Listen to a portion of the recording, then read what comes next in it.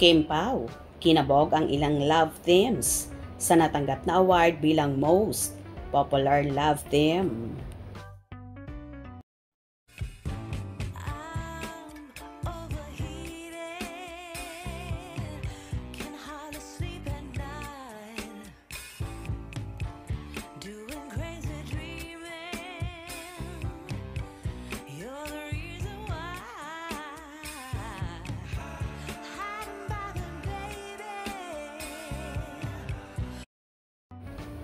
Nagbubunyi na naman ang Kim Pao Landia sa panibagong parangal na nakuha ng kanilang mga lodi na sina Kim Chiu at Paolo Avellino.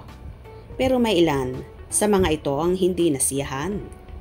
Binabati sa social media, partikular na sa X, ang bagong award ng Kim Pao bilang Most Popular Love Team of the Philippine Entertainment mula sa 53rd Box Office Entertainment Awards. Mababasa nga sa post ni at Chefo Garcia 47 ang iba't ibang comment at reactions ng mga solids sa dumagdag na achievement ng Kim Pao. At Ellen de Guzman, the phenomenal love team and people's superstar. Congrats Kim Chiu at Paolo Avellino for another legit award. At It's Leia BF, congratulations Kim and Paolo love team era. Talaga ni Paps, yung allergic dati sa love team, pero ngayon second award na nila sa LT ni Kimi. Isa ang hindi masyadong pabor sa award dahil para sa kanya mas deserve raw manalo bilang Best Actress at Best Actor ng Kim Pao. At Goko Christina, happy bit also disappointed. They deserve more Best Actress and Best Actor awards, not popularity. They're not love team but just partners. The Filipino love team mentality is for kids.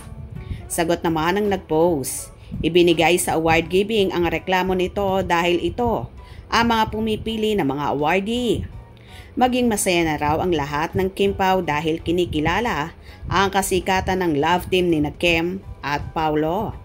Major award ang Most Popular Love Team dahil maraming love teams ang kinabog ng Kim Pao sa kanilang natanggap na karangalan.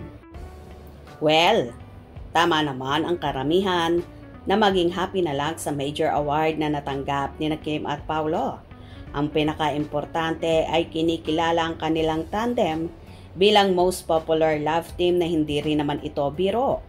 Marami rin kasing kasabayang love teams ang Kim Pao, pero sila ang nagwagi. Anyway, congratulations sa Kim Pao and more awards to come para sa inyong samahan. Hope you enjoyed. Please subscribe for more info.